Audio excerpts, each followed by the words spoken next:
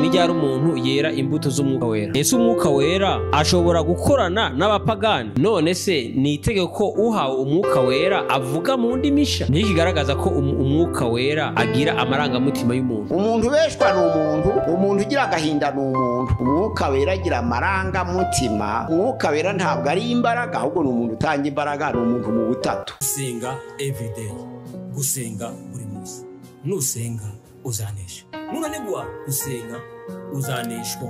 Senga kakwihebura kandi reka kurira, yayindi yatura rataro bijyanyene. Reka kwihebura kandi reka kurira, yayindi yahungana ana bijyanyene.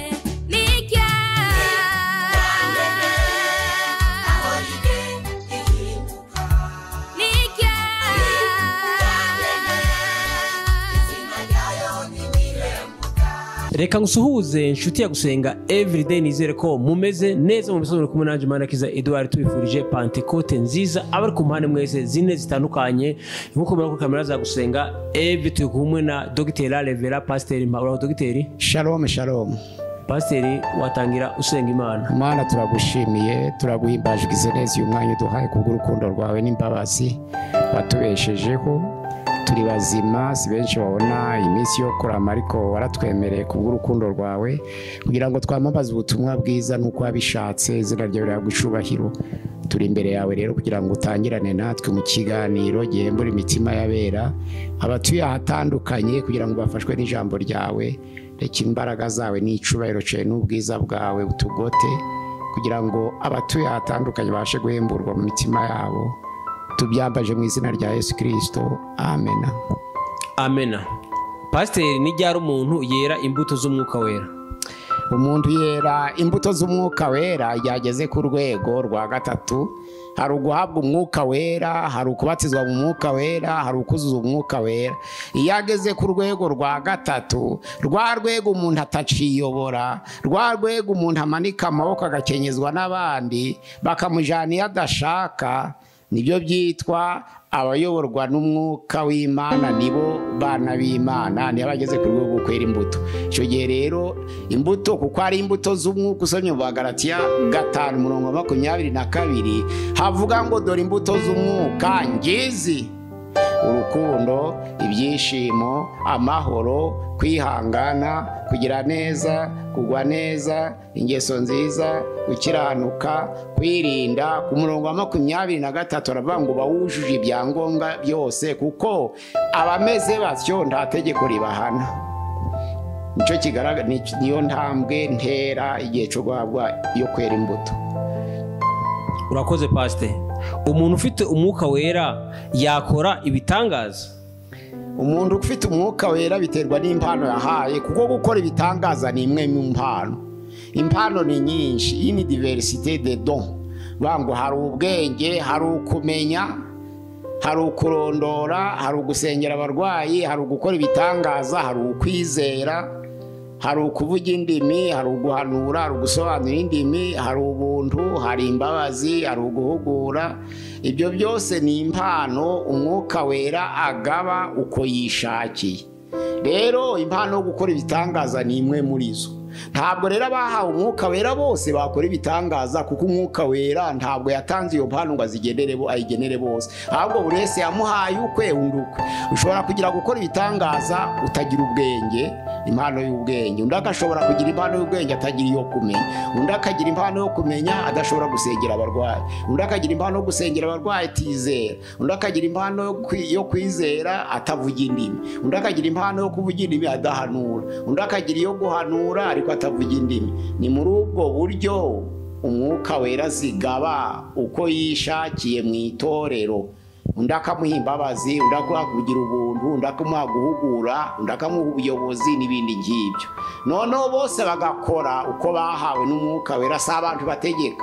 Ahubwo umwuka wera urondora imitima y'abizera agiye gukoreramo, niwe utanga impano uko yishakiye. Yanditswe mu Bakorinto 2:12 umurongo wa 11. umwuka wera zigaba uko yishakiye, nubwo tuzihabwa mu buryo butandukanye kandi twaba dufite altitude zitandukanye, ariko umwuka wera atanga uko yishakiye. urakoze pasite. ese Yesu ahuriye kuki n'umwuka wera? Yesu usomye muri Matayo igice cya 18 kugeza 21 havuga ngo iyo nda yari iri muri Mariya ari umwuka wera. Ruvuga ngo gutwitwa kwa Yesu Mariya musama inda yari umwuka wera. Yesu amaze gukura abatizwa n'umwuka wera, agiye mu murimo ajanwa mu butayu n'umwuka wera kugeragezwa na Satani. Hariya ku mubatizo ijambo ry'Imana riravuga muri Matayo 3:13-17 ngo amaze kubatizwa umwuka wera amuzaho asa n'inuma. Muri Luka igice cya 3:21-23 haravuga ngo Yesu amaze kubatizwa umwuka wera aramumanukira afite ishusho y'umubiri usa n'inuma. Ni ukuvuga ngo kuvuka kwa Yesu ni umwuka wera, kubatizwa kwa Yesu ni umwuka wera, kuja mu murimo kwa Yesu ni umwuka wera. Yesu ajanwa n'umwuka wera mu butayu kugeragezwa na Satani, amara iminsi 40 n'amajoro 40 atarya. Bibiliya ntabwo ivuga ngo atanywa, atarya abona gusonza. Ijambo ry'Imana avuga ngo uko kwinjira mu murimo muri minisiteri yawinjijwemo n'umwuka wera. Ubwo noneho Yesu imbaraga zo kubambwa zishobozwa n'umwuka wera, no kuzuka azurwa n'umwuka wera, no kuzamurwa mu ijuru azamurwa n'umwuka wera. Nuvuga ngo ibyabaye kuri Yesu byose mu buzima bwe kugeza igihe yabambwe akazamurwa byakozwe n'umwuka wera. Kuvuka umwuka wera, kubatizwa umwuka wera, kugeragezwa ategura umurimo umwuka wera, kubambwa umwuka wera, kuzuka umwuka wera, kuzamurwa umwuka wera. Nuvuga ngo umwuka wera na Yesu barakoranye mu buzima bwose bwabo bw'umurimo yakoze hano mu isi no kuzamurwa ajya mu ijuru, mu mwuka wera wamuzamuye. urakoze. ni gute imirimo y'umwuka wera ikurikirana? Imirimo y'umwuka wera irakurikirana. Nuvuga ngo umwuka wera, nuvuga ngo umwuka wera akora imirimo itandukanye. Icyambere usomye muri Yohana igice cya 14:26 havuga ko umwuka wera arigisha kandi ni umufasha. Usomye 15:26 umwuka wera arahugura kandi umwuka wera arayobora. Usomye 16:7-8 umwuka wera yemeza ibyaha n'ibyo gukiranuka n'iby'amateka. Noneho usomye Timoteyo ya mbere igice cyaho cya 1:7 umwuka wera ni umwuka w'urukundo. Ruvuga ngo arigisha, ni umufasha, arayobora, aributsa kuko byanditswe kuri 15:26 aributsa, na 16:13 ayobora mu kuri kandi azababwira n'ibindi. Uvuga ngo aributsa, arigisha, arahugura, yemeza ibyaha. Uvuga ngo ni imirimo itandukanye iva ku mwuka wera. Abizera rero bamaze guhabwa umwuka wera bagira ubwenge ku mwuka wera yigisha. Ibyo bibagiwe arabibutsa kuko ari ufite ibyanditswe byera muri yo. None harayobora kuko umwuka wera ni umuyobozi. Umwuka wera aributsa, umwuka wera yemeza ibyaha. Ni imirimo y'umwuka wera akora ku bawuhawe. urakoze cyane. ese umwuka wera ashobora gukorana n'abapagani? Umwuka wera akorana n'abapagani cyane mu mugambi w'Imana. Yeremiya 25:9, Yeremiya 27:6, Yesaya 44:28, Yesaya 45:1 kugeza ku wa 5. Noneho umwuka wera akorana n'abapagani.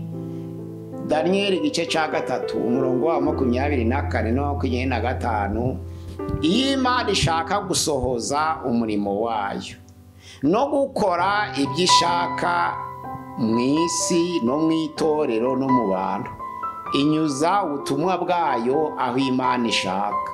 Niko byanditswe muri Yesaya 45 umurongo waho wa mbere kugeza uwa 5 aravuga ngo ibi nibyo Uwiteka Imana ivuga ku by'umwami Kuro uyimikishije amavuta. Aravuga ngo niwe mfashe ukuboko nzamuneshesha amahanga, nzakenyeruza abami kubwe. Imana imuha imbaraga imwimikisha amavuta, ari umunyamahanga, ari umuperesi, atari umwisirayeli, kugira ngo Imana isohoze ubushake bwayo, kuko yarahamagawe n'Imana nk'uko byanditswe muri Ezira igice cya 1 umurongo wa 1 kugeza kwa 8 ko Imana imuhamagaye. Nawe bati ngewe Kuro Imana irampamagaye kugira ngo ntahure ubwoko bwayo, nshura Abisirayeli Abayuda basubire mu gihugu cy'iwabo kandi nubake inzu.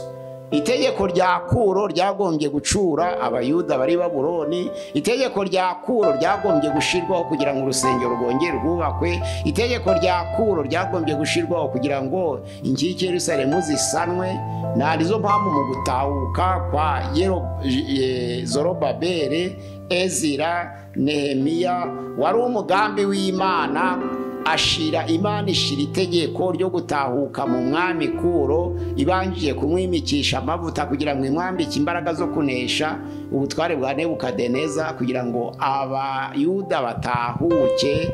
Ni umugambi w'Imana yakoze. Imana rero ikorana n'abapagani iyo ushaka gusohoza gahunda yabo. Haba n'ubuhanuzi, Abakristo barahanura n'abapagani bagahanura, kandi bagakoreshwa n'umwuka w'Imana, kuko bari abantu bita abapagani ariko bahanura bigasohora. Ntibabita abahanuzi, babita babamenya.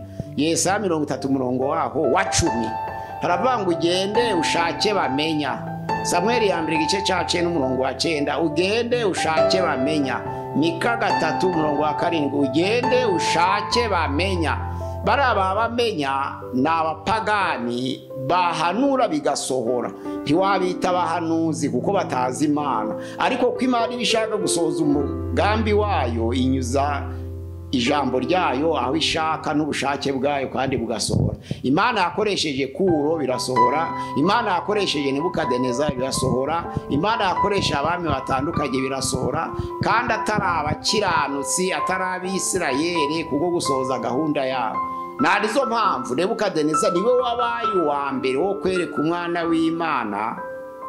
Abonye igitangaza Imana ikoze, abasore 3 mu itanura ry'umuriro ugurumana, Hananiya na Mishayeli na Azariya, bamaze kurokoka itanura ry'umuriro ugurumana, Nebukadineza yaratangaye cyane. Ariko amaze kurabukwa umwana w'Imana, abantu baratangara, baravuga ngo n'umunyamahanga nawe yeretse umwana w'Imana.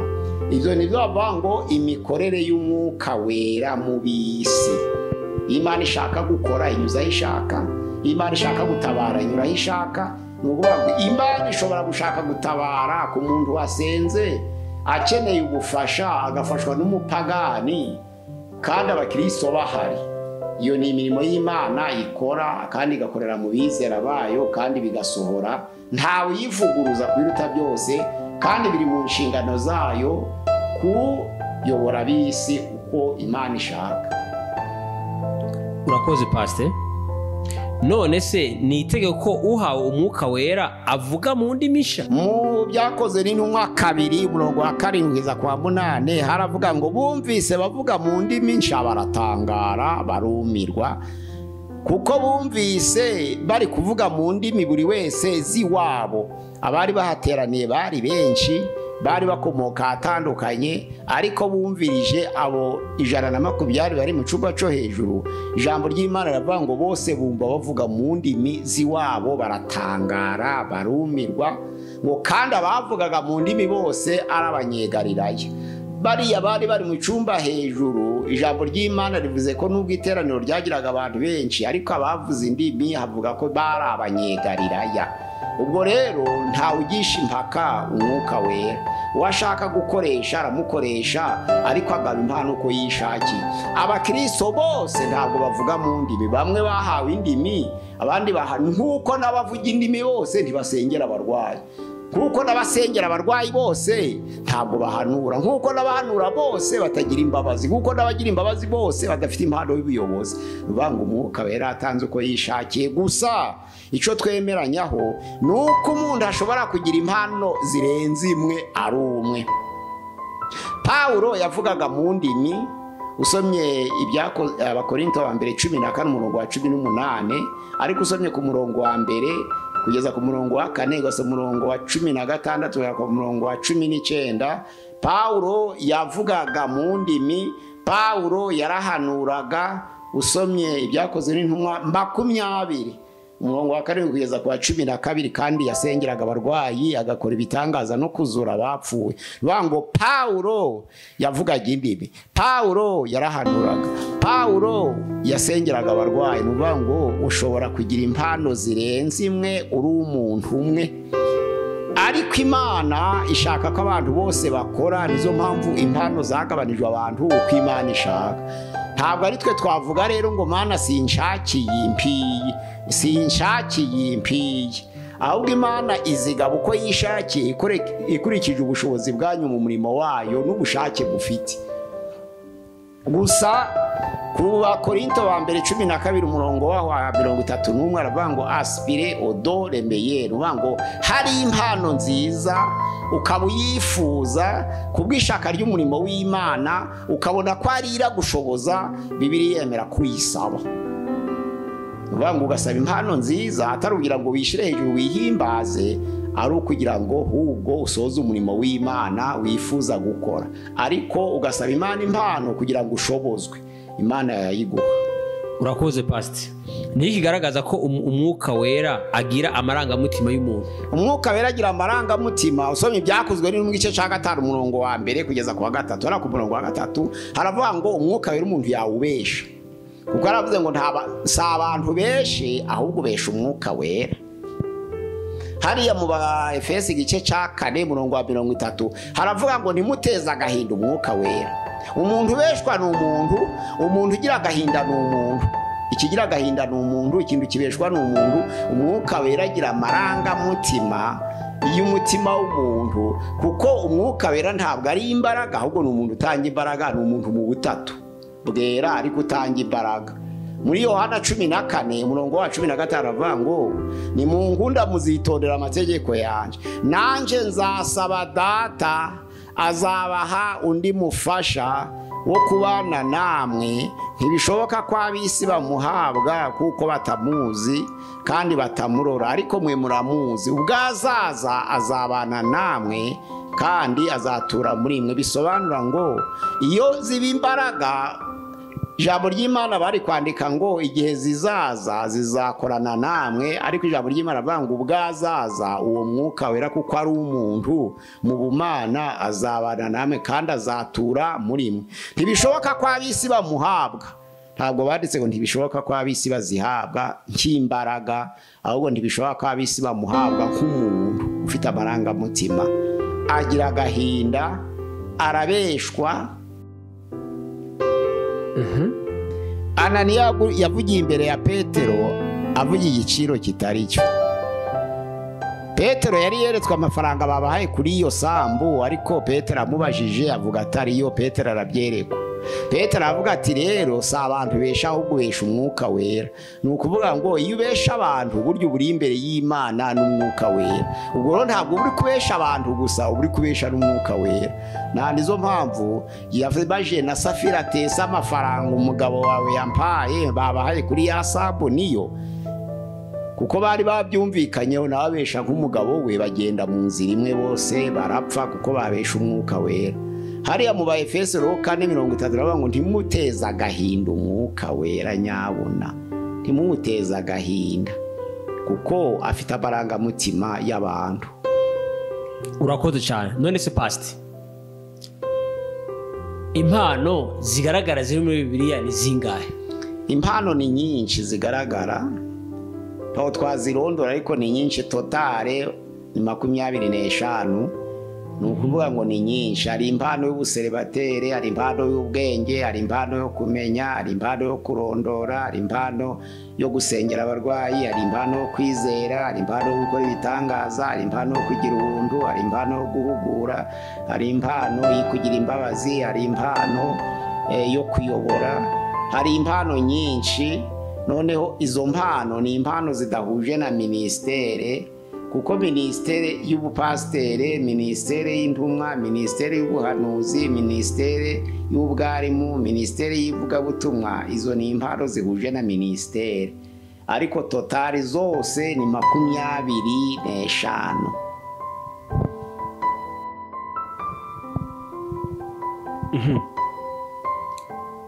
waruvuze ko abantu benshi pasite, abantu benshi bazi ko impano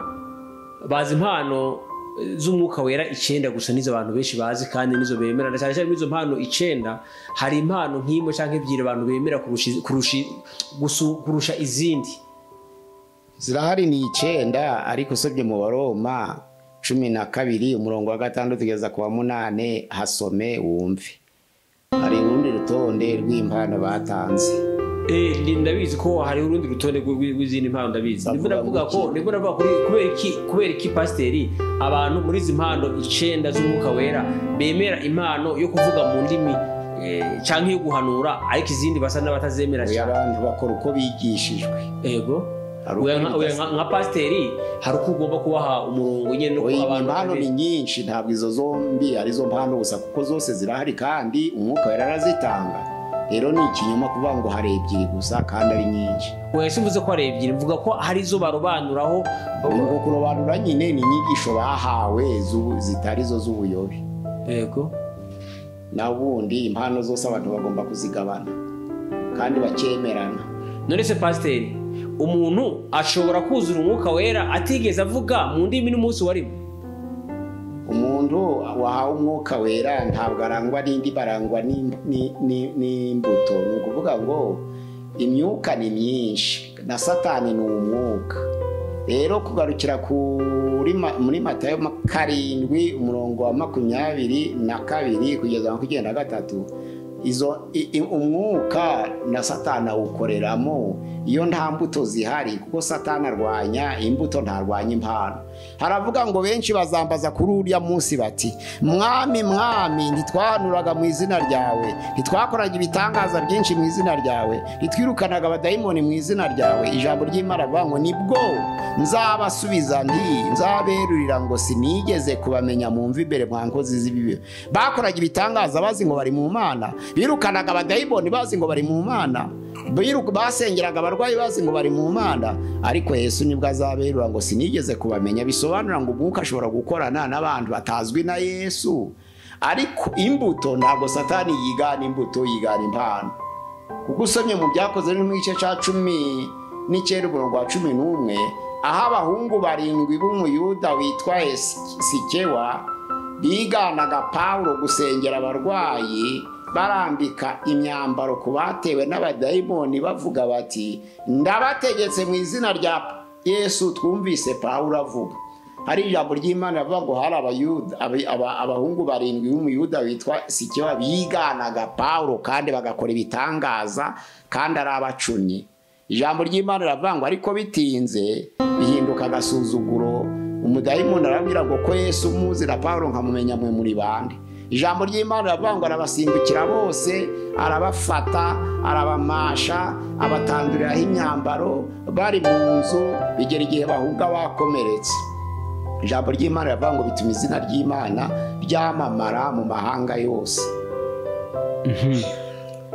Kwigana rero ku mpano kurahari, nta wigana imbuto, ariko umuntu yigana impano. Nizo mpamvu ku mbuto niho hataba gushidikanya ko ari umwuka w'Imana. Kandi iyo umuntu yiganye imbuto ararambirwa, agafatwa bikamunanira. Ijambo ry'Imana rivuga ngo abashaka ubwiza n'icubahiro no kudapfa bishakisha gukora neza badacogora, Imana nayo ikazabitura ubugingo buhoraho. Rero abantu bakora neza bagacogora ntabwo bakoreshwe n'imbuto n'umwuka wera. Iyo imbuto y'umwuka ntabwo bari gucogora ngo barambirwe, kuko abari mu mwuka w'Imana bakora neza badacogora. Imana ikazabitura ubugingo buhoraho. Naho abigana bararambirwa, ariko impano uko zitabasaba barazigana bakabigumana, bikamera nk'abahungu barindwi mu Yuda bitwa Sikewa n'abandi nk'abo. Pastor, niki cyagaragaza yuko umuhanuzi ari ukuri? Ikigaragaza ko umuhanuzi w'ukuri ni uko mu bahanuzi avuga harimo impitagihe n'indagihe n'inzagihe. Icyo ni icya mbere. Icya kabiri ni uko umuhanuzi w'ukuri iyo ahanuye amahoro yemera ko bategereza amahoro yasohora, akaba ari basaba izina ry'ubuhanuzi. Icya gatatu, umuhanuzi w'ukuri ntabwo yandagaza ngo yeretsweho icyaha amuvuge muri rubanda. Icyo ni ikiranga umuhanuzi w'ukuri. Umuhanuzi w'ukuri ingingo ya 4 ntabwo ahanura buri munsi. Nakoze Pastor. Nizo ngingo zimuranga. Usomye muri Yeremiya 28:8 n'uwa9 haravanga umuhanuzi bahanuraga ibyago n'amakuba n'intambara n'icyorezo n'inzara biraba mu bihugu byose no mu bwami bukomeye. Ariko umuhanuzi uhanura amahoro y'amahoro, ijambo yavuze nirisohora, nibwo azagaragara ko yari umuhanuzi watumwe n'Uwiteka koko, niko havuga. None hariya muri Samuel ya 2 igice cya 12 umurongo wa 1 kugeza kuri 13 havuga ngo uhanura impitagihe, indagihe n'inzagihe. Uko Imana yatoranije Dawidi ikamwimikisha amavuta, ariko ikamugabiza inzu ya Sawuli n'umuryango we, noneho ikabimwimitse ku ntebe y'icubahiro, akayikoreraho icyaha, inkota ikaba igiye guhagurukira urugo rwa Dawidi nabe. Harimo impitagihe, harimo indagihe, hakaba n'inzagihe. Pastor, ni uburyo bungahe Imana ishobora kunyuramo ivuganamo n'abantu yaremye canke itumanaho nk'uko abantu inzira z'itumanaho zikorwa mu mwuka, ariko zigakorwa mu buryo burindwi, ariko nazo barazipirata. Ministere pastorale, ubupastere, intumwa, umuvugabutumwa, umushumba, umwarimu, umuhanuzi, abantu barabipirata. None n'inzira z'itumanaho ni nyinshi, abantu barazipirata. Hariho kubonekerwa, hariho kurota, hariho kwerekwa, hari ikimenyetso n'igitangaza, hariho guhanura, harimo amandiko adasobanutse, hakaba no guhishurirwa. Ni zirindwi zagenwe, zateganijwe z'inzira z'itumanaho n'Imana. Izo nzira z'itumanaho nazo barazipirata. Ikintu badapirata ni imbuto. Na inzira z'itumanaho barazipirata, impano barazipirata, nko kubonekerwa nka Aburahamu, Itangiriro 17 na 12 Aburahamu yarabonekewe. Nko kurota nka Yakobo, Itangiriro hariya ni 20 umurongo wa 22. Noneho hakabaho na kwerekwa kakuriya kwa Ezekieli igice cya 3 cya 4. Hakabaho noneho n'ikimenyetso n'igitangaza nka kuriya kwa Gidiyoni. Hakaba noneho n'ubuhanuzi nka Yesaya. Hakaba n'amandiko nka Daniyeli. Hakaba no guhishurirwa nka Yohana intumwa. Nuko ngo iyo habaye kubonekerwa, hakaba kurota, hakaba kwerekwa, hakaba ikimenyetso n'igitangaza, hakaba guhanura, hakaba amandiko, hakaba guhishurirwa. Kuko ubuhanuzi buri hatatu. Hari ubuhanuzi bw'inzira y'itumanaho nka buriya bwa Amose, haravuga ngo ni ukuri Uwiteka Imana ntibasha gukora kugira ikikora itamenyesheje abagaragu bayo b'abahanuzi bihishwe byayo. Amose 3:7. Hariya ni inzira y'itumanaho. Ariko nka hariya muri Yesaya igice cya 1 ni ubuhanuzi bw'umuhamagaro. Noneho muri Daniyeli igitabo cyose ni ubuhanuzi bw'impano. Ubwo buhanuzi buratandukanye. Hari ubuhanuzi bw'umuhamagaro, hakaba ubuhanuzi bw'impano, hakaba ubuhanuzi bw'inzira y'itumanaho. Noneho muri bwa buhanuzi bwose hakabamo na pirate mu buhanuzi, aho bita abahanuzi b'umwuga. Urakoze cyane. Pastor, Imana ivuga buri gihe. Iyo umuhanuzi ari uw'ukuri ntabwo avuga buri kanya, avuga iyo bibaye ngombwa, kuko iyo bibaye buri kanya bibaye nko kuraguza. Ahubwo umuhanuzi w'ukuri hari ibyo atabona. Turebye byanditswe byera muri Yeremiya 28 umurongo wa 1 kugeza ku murongo wa 17, igihe Hananiya yabeshaga ntabwo Yeremiya yerekwaga kandi ari uw'ukuri. kugeza igihe cyageze igihe cyo kurimbuka kw'Abisirayeli bigiye kugera, Imana ihitamo ko Hananiya bari gupfa akava mu bantu Yeremiya yari atari yabibonye. kandi Yeremiya ari we yahanuriye Hananiya ati kuko uhanuye ibinyoma ati uyu mwaka urawupfamo. Yego nyine ni Imana yari ibikoze, ariko Abisirayeli bari barangije kubeshwa umwanya muremure. None igihe bajaga impaka akavuga ngo Uwiteka aravuze ngo hasigaye imyaka 2, Yeremiya ntabwo yabyerekwaga. We yaravuga kwita ibirakaba twabyishimira, ariko nta Imana yambwiye. Yego Imana yaje kwerekwa Yeremiya amaze Hananiya amaze kuvunagura imbago z'ibiti zari mu ijosi rya Yeremiya. Aravuga ngo Uwiteka nyine baravuze ngo kumvunaguye izi mbago ni Uwiteka avunaguye uburetwa bwa Nebukadinezari. Niho habaye noneho bagiye gutaha batahanye ikinyoma, n'Imana yavugiye muri Yeremiya imwereka ko Hananiya yabeshaga. Kandi ijambo ryo kuvuga ngo muri uyu mwaka urawupfamo ryavuzwe n'Imana, ariko rivugiwe mu kanwa ka Yeremiya, ntabwo ari Yeremiya warivuze. Ni uko ni ukuri. Kandi yabimuhanuriye mu kwezi kwa 5 mu kwezi kwa 7 ubuhanuzi bwamaze imyaka 2 bwamaze amezi 2 arapfa. Hananiya arapfa. Pasti ese panikote mu minsi mikuru y'Abisirayeli bakoraga ni uwakangahe? Ubundi hari iminsi myinshi, ariko ku rutonde irahuzaguritse. Yego. Ubundi hari umunsi wa Pasika, hakaba n'umunsi wa Pentekote. Babaraga nyine iminsi 50 kugira ngo bagere ku munsi wa Pentekote. Ruvuga ngo Pasika yabaga mu kwezi kwa mbere, ariko kwitwa Abihu ariyo Nisani. None tariki 6 z'ukwa 3 habaga hahise iminsi 50, ikaba noneho Pentekote mu kwezi kwa Sivani. Iminsi 50 yabaga yuzuye. Naho imindi minsi mikuru y'Abayuda ni myinshi. Hari umunsi mukuru wa Pasika nyine uretse Pentekote, hari umunsi mukuru w'impanda, hari umunsi mukuru w'ingando, hari umunsi mukuru wo kweza urusengero, hari umunsi mukuru wo kuraguza inzuzi. Iyo ari iminsi ikomeye y'Abayuda na n'uyu munsi bubahiriza. Naho umunsi wa Noheli we wari uw'abanyamahanga, ntabwo Abayuda bigeze barubahiriza. Urakoze Pasi. Niki wabwira abantu batuye isi muri iki gihe cya Pentekote, nubwo turimo turakoresha kalendare ya Gregoire atari kalendare y'Abayuda? Ese niki umuntu yakora ngo uyu mwuka wera awuhabwe? Niki wabwira abantu? Kalendare ya Gregoire ni ikinyoma, ariko kitagira ico gitwaye. Nubwo Pasika bayibariza mu kwa 4, mu kwa 6 cyangwa mu kwa 3 no mu kwa 5, ariko nta kitwaye. Ko iminsi yose irahwanye, icyangombwa nuko turamya dukora ibyiza. Ariko ubundi Pasika ni mu kwa 2 no mu kwa 3, ariko kwezi kwa Abibu n'ukwezi kwa Sivani. Ntabwo ari mu kwezi kwa 4 no kwa 6, ubwo ni kwa 2 no kwa 3, ariko ntaco bitwaye. Ko ni ikinyoma kitishe, na Paulo yabivuze. Abaroma 3:7 yaravuze ngo nibi binyoma byanje bituma izina ry'Imana rimenyekana, igahabwa icubahiro, mwamfatira iki nk'umunyabyaha? Nibabwiriza kuri Pentekote mu kwa 6, nubwo iba mu kwa 3 abantu bakihana, icy'ingenzi ni umusaruro wo kwihanisha abantu. Na ubundi ntabwo icy'ingenzi ari umunsi babikoreyemo, ariko ni ikinyoma, ariko kitagira ico gitwara. Pentekote ni ikinyoma gitagira ico gitwaye. Uwo munsi uyu munsi ntabwo ari Pentekote, ni umunsi. Uwo munsi ni ikinyoma, Pentekote ni ukuri. Ariko Pentekote ni ukuri, ariko umunsi biziza ikinyoma. Pentekote bizizamo umunsi wa Pentekote ni ikinyoma. Ni ikinyoma kuko Pasika yabaye ikinyoma na Pentekote yabaye ikinyoma. Ubundi iyo Pasika iba mu kwa 2, Pentekote ariko mu kwa 3. Ariko kuri kalendare ya Gregoire yubatse mu 1582 ariyo yaje guhindura, nono ya Pasika ikaza guhuza n'ukwezi kwa 4.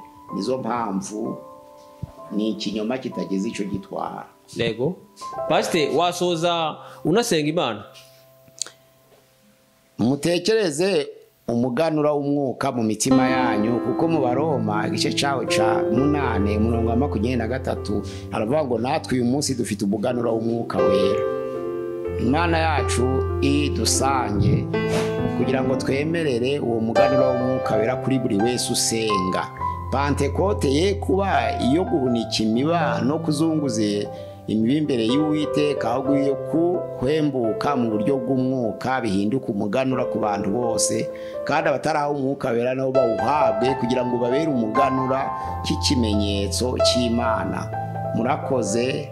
Abatugana kuri channel gusenga everyday ni 078 669 669 2 0 078 669 669 2 0 kuri channel ya gusenga everyday. Imana ibaha umugisha. Murakoze, reka tubifurize kuzura umwuka wera, tubifurize Pentecote. Kigaho nawe utaha. Shalom shalom. Shalom. Gusenga everyday, gusenga buri munsi. Nusenga uzanesha. Nunanigwa gusenga uzaneshwa. Senga.